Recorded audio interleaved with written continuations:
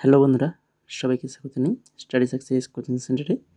বন্ধুরা, তোমাদের জন্য আবারও কিন্তু এসএসসি এমটিএস 2025-এর জন্য রাষ্ট্রবিজ্ঞান অর্থাৎ পলিটিক্যাল সায়েন্স থেকে কিছু গুরুত্বপূর্ণ কোশ্চেন অ্যান্সার নিয়ে হাজির হয়েছি, যেখানে আমরা প্রত্যেকটা কোশ্চেন কিন্তু আমরা বিস্তারিতভাবে আলোচনা করব, যেমনটা আমরা আগের ক্লাসে করেছিলাম। আগের ক্লাসটা যারা দেখোনি, তাহলে বলবো যে তোমরা কিন্তু অনেক কিছুই কিন্তু মিস করে গেছো। তো যদি না দেখে থাকো তো অবশ্যই আগের ক্লাসটা দেখে নেবে, যেটা ছিল ফেমাস পার্সোনালিটি অর্থাৎ বিখ্যাত ব্যক্তিবর্গের থেকে 10খানা কোশ্চেন আলোচনা করেছিলাম। কিন্তু 10খানা কোশ্চেন কিন্তু আমরা একদম এক্সট্রা ডিটেলস শো, তো ক্লাসটা না দেখলে সেটা বুঝতে পারবে না। তো যারা ক্লাসটা দেখেছে তারা জানে, আর তোমরা যারা ক্লাসটা দেখোনি অবশ্যই বলবো আগের ক্লাসটা দেখে নেবে, ঠিক আছে? আর এছাড়া আমরা আরও অন্যান্য টপিক নিয়ে আলোচনা করেছি, তো সেই সকল টপিক ক্লাসগুলো যারা দেখোনি দেখে নাও।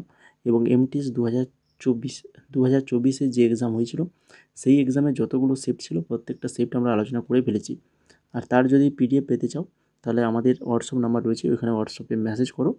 ওটার প্রাইস পড়বে তোমার 55 টাকা, ঠিক আছে?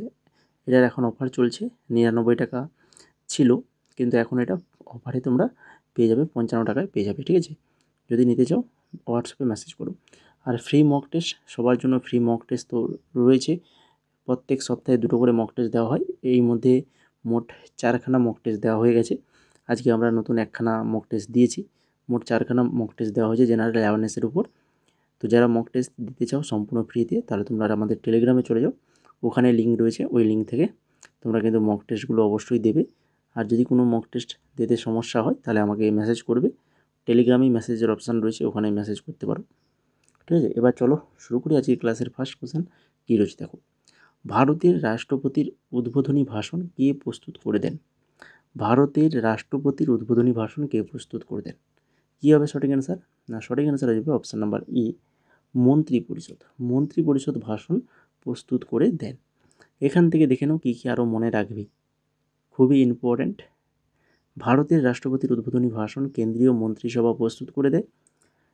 সংসদের প্রত্যেক অধিবেশনের শুরুর আগে রাষ্ট্রপতি যে ভাষণ দেন সেটা আসলে সরকারের নীতি, পরিকল্পনা ও কর্মসূচির সারসংক্ষেপ। মন্ত্রিসভা সেই ভাষণ খসড়া করে রাষ্ট্রপতি তা সংসদের উভয় কক্ষ অর্থাৎ লোকসভা এবং রাজ্যসভায় পাঠ করে। তাহলে মন্ত্রিসভা সেই ভাষণ খসড়া করে, তো এবং রাষ্ট্রপতি তা কী করে? সংসদের উভয় কক্ষ লোকসভা এবং রাজ্যসভায় পাঠ করে। অর্থাৎ রাষ্ট্রপতি নিজের ইচ্ছায় ভাষণ তৈরি করেন না, এটা প্রধানমন্ত্রী ও মন্ত্রিসভার প্রস্তুত করা খসড়া যা রাষ্ট্রপতি সংসদে উপস্থাপন করে। বোঝা গেল? এখান থেকে দেখে নাও অনুচ্ছেদ 1984 আর্টিকেল 84 রাষ্ট্রপতির যোগ্যতার বিষয়, খুবই ইম্পর্ট্যান্ট, মনে রাখো। আর্টিকেল 86 যেটা হচ্ছে রাষ্ট্রপতির ক্ষমতা ও দায়িত্ব। আর্টিকেল 79 সংসদ ও অধিবেশন।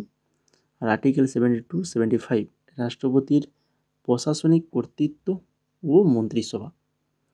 খুবই ইম্পর্ট্যান্ট রাষ্ট্রপতি রিলেটেড এই যে আর্টিকেলগুলো ভালো করে মনে রাখো। বিশেষ করে সংবিধানের অনুচ্ছেদ 86(1) অনুযায়ী 86(1) এটাও মনে রাখো। রাষ্ট্রপতি সংসদের যে কোনো অধিবেশন শুরু হওয়ার সময় বা প্রধানমন্ত্রী এবং মন্ত্রিসভার পরামর্শে ভাষণ দেন। এই ভাষণে সরকারের নীতিমালা ও ভবিষ্যৎ কর্মসূচি তুলে ধরা হয়। তাহলে আর্টিকেল 86 ভালো করে এটাও মনে রাখো। এবার চলো দেখে নিই 2 নম্বর কোশ্চেন কী রয়েছে। 1951 সালের প্রথম সংশোধনী আইনে কোন মৌলিক অধিকারের উপর অতিরিক্ত সীমাবদ্ধতা আরোপ করা হয়?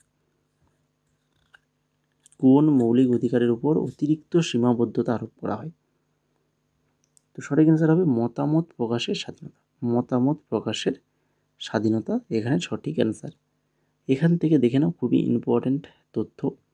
1951 সালের প্রথম সংশোধনী আইন, 1951 সালের প্রথম সংশোধনী আইন মূলত মৌলিক অধিকারের মধ্যে মুক্তি ও অভিব্যক্তি সম্পর্কিত ধারা 91(1)(a) এবং 91(1)(b) 19 19(1)(a) এবং 19(1)(b) এর উপর অতিরিক্ত সীমাবদ্ধতা আরোপ করার জন্য প্রবর্তিত হয়।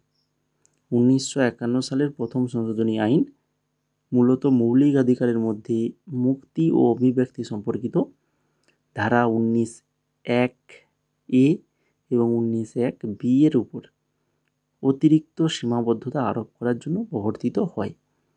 সংবিধানের ধারা 19(1)(a) এখানে কি রয়েছে না, মত প্রকাশের স্বাধীনতা, আর হচ্ছে 19(1)(b) যেটা সভা ও সমিতি গঠনের স্বাধীনতা।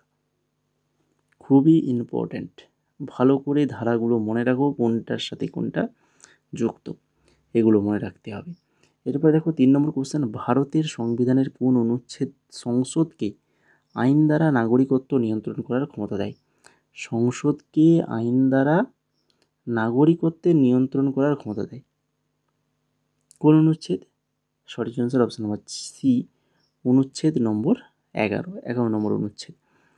এখান থেকে দেখো প্রত্যেকটা কোশ্চেনে এক্সট্রা নোটস থাকবে, কিন্তু আমি বলেছি প্রত্যেকটা কোশ্চেনে। আর আমরা এরপরে যতগুলো কোশ্চেন ক্লাস করাবো প্রত্যেকটা এইভাবে কিন্তু ক্লাস তোমরা পাবে। দেখো, ভারতের সংবিধান অনুচ্ছেদ 11 অর্থাৎ আর্টিকেল 11, আইন দ্বারা নাগরিকত্বের অধিকার নিয়ন্ত্রণ করার ক্ষমতা সংসদের থাকবে।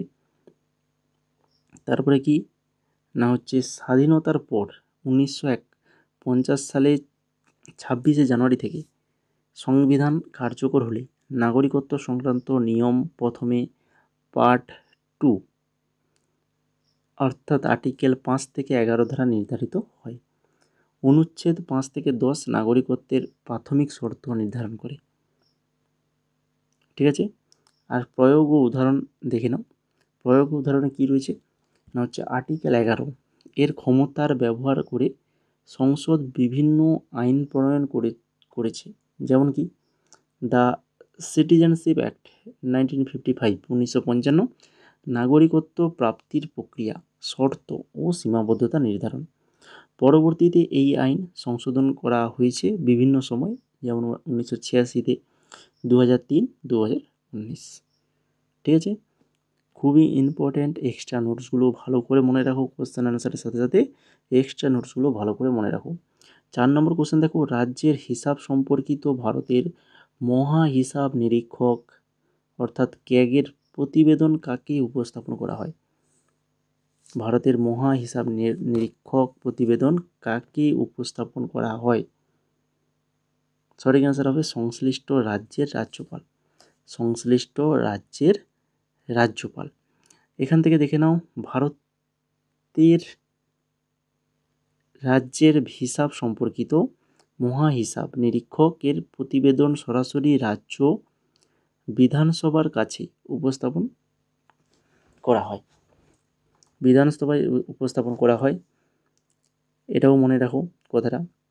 এবার দেখো ক্যাগের ভূমিকাটা কি না হচ্ছে, রাজ্যের সমস্ত সরকারি হিসাব ও ব্যয়ের স্বচ্ছতা ও নিরীক্ষা নিশ্চিত করা, রাজ্য সরকারের ব্যয়ের আইনসঙ্গতা পরীক্ষা করা।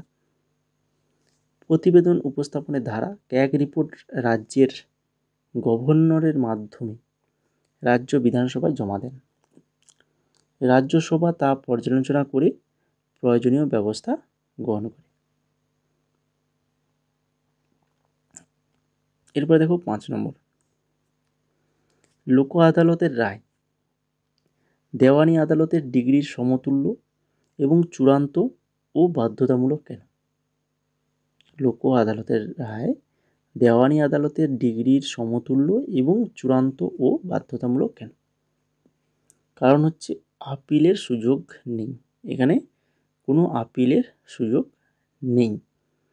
দেখে নাও, এখানে দেওয়ানি আদালতের ডিগ্রির সমতুল্য হওয়ার কারণ আইনগত স্বীকৃতি। আইন স্পষ্টভাবে বলে লোক আদালতের রায়কে দেওয়ানি আদালতের ডিগ্রির মতো বৈধ এবং কার্যকর ধরা হবে। বিধিমালা না হচ্ছে পার্টিভিত্তিক বা স্বেচ্ছা সমঝোতার ভিত্তিতে মামলা মীমাংসা হলে সেই সিদ্ধান্তকে ডিগ্রি হিসাবে কার্যকর করা যায়। এছাড়া চূড়ান্ত ও বাধ্যতামূলক হওয়ার কারণ কি না হচ্ছে ফাইনালিটি অর্থাৎ লোক আদালতের রায় একবার স্বীকৃতি হলে আর আদালতে আপিলের সুযোগ নেই, এটা দ্রুত বিচার নিশ্চিত করে। আর বাধ্যতা, বাইন্ডিং নেচার, রায়ে উল্লিখিত সমস্ত শর্ত পার্টিরা মানতে বাধ্য, না মানলে দেওয়ানি আদালতে এনফোর্সমেন্টের ব্যবস্থা করা যায়। এরপরে চলে যাও 6 নম্বরে। তার আগে যারা এখনও ক্লাসটাকে লাইক করোনি, তো অবশ্যই বলবো, যদি ক্লাসটা ভালো লেগে থাকে তাহলে কিন্তু ক্লাসটাকে লাইক এবং বন্ধুদের মাঝে শেয়ার কিন্তু অবশ্যই করবে। ঠিক আছে, তোমরা তোমাদের বন্ধুদের মাঝে ক্লাসগুলো শেয়ার করো যাতে সবার কাছে ক্লাসগুলো পৌঁছে যায়। ঠিক আছে, আর চ্যানেলে যদি নতুন হয়ে থাকো, সাবস্ক্রাইব যদি না করে থাকো, এই ধরনের যদি ক্লাস পেতে চাও তবেই কিন্তু আমাদের চ্যানেলটাকে সাবস্ক্রাইব করে আমাদের সাথে যুক্ত থাকো। এই ধরনের ইম্পর্টেন্ট ক্লাস, আগের ক্লাসটা দেখে নেবে, 10খানা কোশ্চেন আলোচনা করেছিলাম একদম এক্সট্রা ডিটেলস দিয়ে, মানে 10খানা কোশ্চেন আলোচনা করা মানে এখানে তোমাদের প্রায় 50+ কোশ্চেন অ্যান্সার আলোচনা করে দেওয়া। ঠিক আছে, 6 নম্বর কোশ্চেনটা দেখো, বিচারিক পর্যালোচনা অর্থাৎ জুডিশিয়াল রিভিউ মাধ্যমে কোনো আইন অসাংবিধানিক ঘোষিত হলে কি হয়? কোনো আইন যদি অসাংবিধানিক ঘোষিত হয় তখন কি হবে না, তখন তা বাতিল ও অকার্যকর হয়ে যায়, বাতিল এবং অকার্যকর হয়ে যায়। বিচারিক পর্যালোচনার মাধ্যমে আইন অসাংবিধানিক ঘোষণা হলে যা হয়, কি হয় না, আইন বাতিল হয়ে যায়, সকল কর্তৃপক্ষের জন্য বাধ্যতামূলক, আইনের প্রয়োগ বন্ধ হয়ে যায়, আর সংবিধানের মৌলিক কাঠামোর রক্ষা। 4খানা। আর কি মনে রাখবে এখান থেকে না, ভারতের সংবিধানের ধারা 13 অনুযায়ী যদি কোনো আইন সংবিধানের সঙ্গে সাংঘর্ষিক হয় তাহলে সেই আইন অসাংবিধানিক বলে গণ্য হবে। বুঝে গেল? এরপরে দেখো 7 নম্বর, কোন ধরনের আইনকে আদালতের চ্যালেঞ্জ থেকে সুরক্ষার জন্য সংবিধানের 31B অনুচ্ছেদ প্রবর্তন করা হয়েছিল? কোন ধরনের আইনকে? না হচ্ছে ভূমি সংস্কার আইন, ভূমি সংস্কার আইনকে। সংবিধানের 31B, কত? 31B অনুচ্ছেদটি ভূমি সংস্কার এবং সম্পত্তি অধিগ্রহণ সম্পর্কিত আইনগুলোকে আদালতের চ্যালেঞ্জ থেকে রক্ষা করার জন্য প্রবর্তন করা হয়েছিল, যা প্রথম সাংবিধানিক সংশোধনী আইন 1951 মাধ্যমে যোগ করা হয়। এই ধরনের নোটসগুলো কিন্তু ভেরি ভেরি ইম্পর্ট্যান্ট, এই এক্সামে কিন্তু বারবার আসে এখান থেকে কোশ্চেন কিন্তু। হ্যাঁ, এই অনুচ্ছেদটি নবম তপশিলে, ভালো করে মনে রাখো, নবম তপশিলের অন্তর্ভুক্ত আইনের বৈধতা নিশ্চিত করে, যাতে মৌলিক অধিকার লঙ্ঘনের কারণে এই আইনগুলো চ্যালেঞ্জ করা না যায়। এরপরে দেখো 8 নম্বর কোশ্চেন, নিম্নলিখিত কোন শাস্তির ক্ষেত্রে সেশন জজের রায় হাইকোর্টের বাধ্যতামূলক অনুমোদনের প্রয়োজন হয়? সেশন জজের রায় হাইকোর্টের বাধ্যতামূলক অনুমোদন প্রয়োজন, সেটা হচ্ছে কোনটা না, সেটা হচ্ছে মৃত্যুদণ্ড। মৃত্যুদণ্ড, অপশান নাম্বার ডি সঠিক অ্যান্সার। কী হবে এখানে দেখো, ভারতীয় দণ্ডবিধি অনুযায়ী মৃত্যুদণ্ড এমন একটা শাস্তি যা সেশন জজের রায় হাইকোর্টের অনুমোদন ছাড়া কার্যকর হতে পারে না। ধারা অনুযায়ী কোনো অপরাধীর বিরুদ্ধে মৃত্যুদণ্ডের রায় দেওয়া হলে তা স্বয়ংক্রিয়ভাবে হাইকোর্টে রিভিউর জন্য পাঠানো হয়। উদ্দেশ্য এটি নিশ্চিত করা যে জীবনে শাস্তি দেওয়ার ক্ষেত্রে কোনো ভুল বা অন্যায় রায় না যেন হয়। ঠিক আছে, হাইকোর্টের কাছে সেটাকে রিভিউর জন্য পাঠানো হবে, হাইকোর্ট দেখবে সেটা যে সঠিক কিনা, যে রায়টা দিয়েছে, যে শাস্তিটা তাকে দেওয়া হচ্ছে, সে যে কারণে শাস্তিটা দেওয়া হচ্ছে সেই কারণটা সঠিক কিনা সেটাকে রিভিউ করবে, করার পরে তারপরে যদি সেখান থেকে সম্মতি দেয় তবে কি সে রায়টা কার্যকর হবে। উদ্দেশ্য কি, এটি নিশ্চিত করা যে জীবনে শাস্তি দেওয়ার ক্ষেত্রে কোনো ভুল বা অন্যায় মৃত্যুদণ্ড মানে একটা লোককে পুরো সম্পূর্ণভাবে, মানে একদম যেটা বলা হয় মৃত্যুদণ্ড, বুঝেছো নিশ্চয়ই সবাই। তো সেশন জজের ক্ষমতা, সাধারণত সেশন কোর্টে মৃত্যুদণ্ড প্রদান করা যায়, তবে হাইকোর্টের অনুমোদন বাধ্যতামূলক।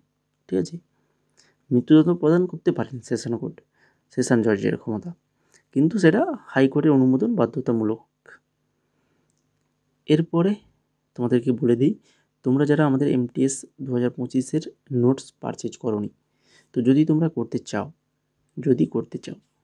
তাহলে আমাদের হোয়াটসঅ্যাপ নাম্বার রয়েছে, হোয়াটসঅ্যাপ নাম্বারে মেসেজ করো, যেখানে তোমরা এমটিএসের সকল স্টাডি ম্যাটেরিয়ালস পেয়ে যাবে। জিকের পাশাপাশি, জিকের তো পুরো সম্পূর্ণ ফুল যা কিছু দরকার সমস্ত কিছু আমি প্রোভাইড করব, এবং তার সাথে সাথে তোমরা ইংলিশ, ম্যাথ এবং রিজনিং এগুলোরও নোটস পেয়ে যাবে। রিসেন্ট ইকুইটি প্যাটার্নের এডুকেটিভ প্যাটার্ন যে এক্সামগুলো হচ্ছে সেই সকল এক্সামের কোশ্চেন অ্যান্সার সেটা তোমরা এই টপিক ওয়াইজ ক্লাসের মাধ্যমেই পেয়ে যাবে।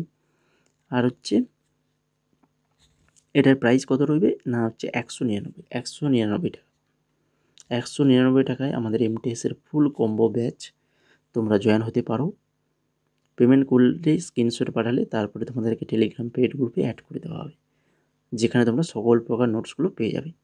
তো এর জন্য তোমাদেরকে এই হোয়াটসঅ্যাপ নাম্বার রয়েছে, এই হোয়াটসঅ্যাপ নাম্বারে মেসেজ করতে হবে।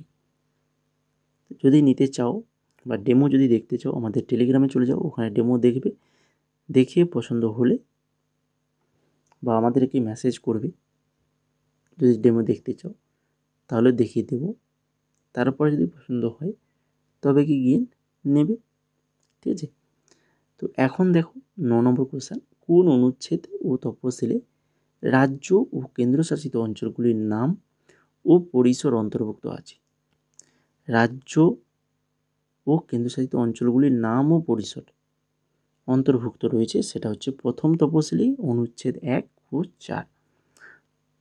প্রথম তফসিলি, প্রথমে 8টা তফসিলি ছিল, কিন্তু বর্তমানে কটা তফসিলি রয়েছে? 12খানা তফসিলি রয়েছে, যার মধ্যে ফার্স্ট তফসিলি যেটা রাজ্যের নাম ও তাদের আঞ্চলিক এখতিয়ার, কেন্দ্রশাসিত অঞ্চলের নাম ও তাদের পরিধি। তফসিলি 2 যেখানে রাষ্ট্রপতি, উপরাষ্ট্রপতি, সুপ্রিম কোর্ট, হাইকোর্ট বিচারক, হাইকোর্টের বিচারক, লোকসভার অধ্যক্ষ প্রমুখদের বেতন। তফসিলি 3 যেখানে শপথ ও সম্মতি। 4 কি আছে? রাজ্য কেন্দ্রশাসিত অঞ্চলের আসনের বন্দোবস্ত। 5 রয়েছে তফসিলি অঞ্চলগুলিতে প্রশাসন বিধান। আসাম যেটা 6 নম্বর তফসিলি, আসাম, মেঘালয়, ত্রিপুরা, মিজোরাম প্রশাসন ও বিধান। তফসিলি 7 ক্ষমতার বিভাজন। 8 রয়েছে ভাষা। 9 রয়েছে আইন ও বিধি। 10 রয়েছে দলত্যাগ বিরোধী আইন। 11 পঞ্চায়েত, 12 পৌরসভা। পুরো 12খানা তফসিলি দিয়ে দিয়েছি, ভেরি ভেরি ইম্পর্টেন্ট। মনে রাখো এখান থেকে কিন্তু এমটিএসের এক্সামে কোশ্চেন আসে, প্রিভিয়াস ইয়ারের কোশ্চেনগুলো দেখলে বুঝতে পারবে। এবার দেখো আজকের ক্লাসের লাস্ট কোশ্চেন, 10 নম্বর কোশ্চেন, কোন সংবিধান সংশোধনীতে সমবায় সমিতি গঠনের অধিকার মৌলিক অধিকারের অন্তর্ভুক্ত হয়েছে? কোন সংবিধান সংশোধনীতে সমবায় সমিতি গঠনের অধিকার মৌলিক অধিকারে অন্তর্ভুক্ত হয়েছে? সঠিক অ্যান্সার হয়ে যাবে অপশান নাম্বার সি, 97তম সংশোধনী। 97তম সংশোধনী, অপশান নাম্বার সি হয়ে যাবে সঠিক অ্যান্সার।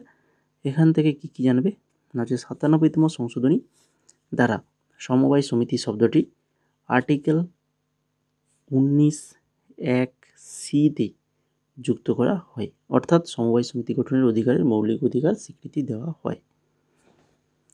এছাড়াও এই সংশোধনীর মাধ্যমে আর্টিকেল 43(b)কে পার্ট 4-এ যুক্ত করা হয়, যাতে রাষ্ট্র অবশ্যই সমবায় সমিতির স্বেচ্ছায় গঠন, স্বায়ত্তশাসন, গণতান্ত্রিক নিয়ন্ত্রণ এবং পেশাগত ব্যবস্থাপনা প্রচার করবে। আর তবে 2011 সালের সংশোধনীর কিছু অংশ, বিশেষ করে পার্ট 9B যথাযথভাবে রাজ্যসমূহের অনুমোদন না পেয়ে সুপ্রিম কোর্টে চ্যালেঞ্জ হয়েছিল। কিছু অংশকে সেভারেবিলিটি অর্থাৎ খাঁটছাঁটের নীতি প্রয়োগ করে বৈধ ঘোষণা করা হয়। তো এই ছিল মোট আজকে 10খানা কোশ্চেন। প্রত্যেকটা কোশ্চেন দেখলে বিস্তারিতভাবে আলোচনা করলাম, যাতে মানে একটা কোশ্চেন রিলেটেড আর যে সকল কোশ্চেনগুলো আসতে পারে, মানে 10খানা কোশ্চেন আলোচনা করলাম, যেখানে কিন্তু 50খানা কোশ্চেনের অ্যান্সারের সমান কিন্তু, তাই কি না? তো আশা করি সবার ক্লাসটা ভালো লেগেছে। তো যদি ভালো লেগে থাকে, তো যারা এখনও লাইক করতে বাকি রয়েছে বা চ্যানেলটাকে সাবস্ক্রাইব করতে বাকি রয়েছে, তো ওটা তো অবশ্যই করে ফেলবে। আর টেলিগ্রামে অবশ্যই গিয়ে জয়েন করে যাও, কেননা টেলিগ্রামে তোমরা আমাদের ওই মক টেস্টের লিঙ্কগুলো পেয়ে যাবে এবং তোমাদের এক্সাম রিলেটেড সমস্ত প্রকারের আপডেট সবার আগে পেয়ে যাবে। তার পাশাপাশি নতুন নতুন যে সকল জব রিলেটেড সরকারি জব রিলেটেড নোটিফিকেশানগুলো বেরোবে, সেগুলো কিন্তু আমরা তোমাদেরকে প্রোভাইড করব। এসএসসির পক্ষ থেকে রিসেন্ট অনেক নোটিফিকেশান বেরিয়েছে, যেগুলো কিন্তু আমরা অলরেডি দিয়ে দিয়েছি। আমাদের টেলিগ্রামে নোটিফিকেশানগুলো দেওয়া রয়েছে, তোমরা চাইলে দেখতে পারো। আর আমাদের বর্তমানে যে সকল পিডিএফগুলো রয়েছে, যেমন এমটিএসের ফুল কম্বো ব্যাচের সমস্ত পিডিএফ তোমরা পাবে, যেমন previous year English, important studies, GK, current affairs 2024-25। তাছাড়া স্টেনো, রিসেন্ট এডুকেটিভ প্যাটার্নের যে এক্সাম হয়েছে 2025-এর স্টেনোর ইংলিশ এবং জিকে দুটোর পিডিএফ অ্যাভেলেবল রয়েছে। তাছাড়া আমরা জিকের ই বুক অধ্যায়ভিত্তিক, যেটা আমাদের West Bengal school service commission group CD, West Bengal police, Kolkata police এবং ওয়েস্ট বেঙ্গল যে পিএসসির যে সকল এক্সামগুলো হয়ে থাকে, তো সেই সকল এক্সামের প্রিভিয়াস ইয়ারের কোশ্চেন প্লাস সম্ভাব্য প্রশ্নগুলো নিয়ে আমরা একটা পিডিএফ বানিয়েছি, যেগুলো প্রতিটি প্রশ্ন কিন্তু ব্যাখ্যা সহ আলোচনা করা রয়েছে। মোট কোশ্চেন রয়েছে এখানে 8200+। 8200+ কোশ্চেন রয়েছে উইথ এক্সট্রা ডিটেলস। প্রত্যেকটা কোশ্চেনে এক্সট্রা নোটস পেয়ে যাবে, যার ডেমো তোমরা আমাদের টেলিগ্রামে পাবে বা আমাদেরকে বললে তোমরা ডেমো দেখতে পাবে। ঠিক আছে, তো একদম অধ্যায় ভিত্তিকভাবে পিডিএফটাকে সাজানো হয়েছে। তো এটার প্রাইস হচ্ছে মাত্র 49 টাকা। এই যে জিকে ই বুকটা দেখতে পাচ্ছ, এটা পেয়ে যাবে 8200+ প্রশ্ন উত্তর এক্সট্রা ডিটেলস দিয়ে মাত্র 49 টাকায়। সবার কথা ভেবে আমরা কিন্তু এই প্রাইসটা রেখেছি, যাতে সমস্ত স্টুডেন্ট পড়তে পারে অল্প খরচের মাধ্যমে। ঠিক আছে, এছাড়া আমাদের বিভিন্ন যে পিডিএফগুলো রয়েছে, তোমরা যদি নিতে চাও তো আমাদের হোয়াটসঅ্যাপ নাম্বার এই যে স্ক্রিনে দেখতে পাচ্ছ, এই যে হোয়াটসঅ্যাপ নাম্বার, এই হোয়াটসঅ্যাপ নাম্বারে তোমরা মেসেজ করো, যে পিডিএফ নেবে সেটা লিখে মেসেজ করো। তো তার পরবর্তী স্টেপ কীভাবে পেমেন্ট করবে সেটা আমরা বলে দেবো। ঠিক আছে, তো দেখো যদি পছন্দ হয়, তোমরা ডেমোগুলো দেখো, আগে চেক করো, যদি পছন্দ হয় তবেই নেবে। ঠিক আছে।